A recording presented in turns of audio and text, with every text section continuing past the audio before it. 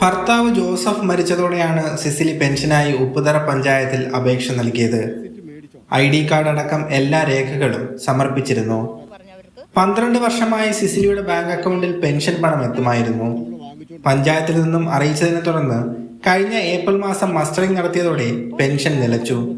മസ്റ്ററിംഗിലെ പിഴവാണ് pension നിലയ്ക്കാൻ കാരണമെന്ന് അന്വേഷിച്ചപ്പോൾ വ്യക്തമായി.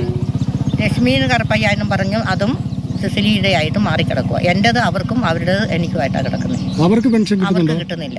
അവർക്കില്ല. അവർ തമിഴ്നാടുകാർ അവർ പോയി. പലതവണ പഞ്ചായത്ത് ഓഫീസിൽ കയറി ഇറങ്ങിയെങ്കിലും നഷ്ടമായ പെൻഷന്റെ കാര്യത്തിൽ അധികൃതർ കൈമലർത്തുകയാണ്. പെൻഷൻ മുടങ്ങിയതോടെ കടുത്ത സാമ്പത്തിക പ്രതിസന്ധിയിലാണ് സിസിലി. വല്ലപ്പോഴും കൊളുന്തുനുള്ളി എസ്റ്റേറ്റിൽ നിന്നും കിട്ടുന്ന താൽക്കാലിക വരുമാനം കൊണ്ടാണ് ജീവിതം തള്ളി നീക്കുന്നത്.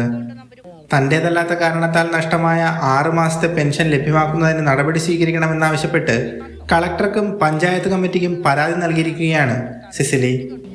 മാതൃഭൂമി ന്യൂസ്, കുമളി.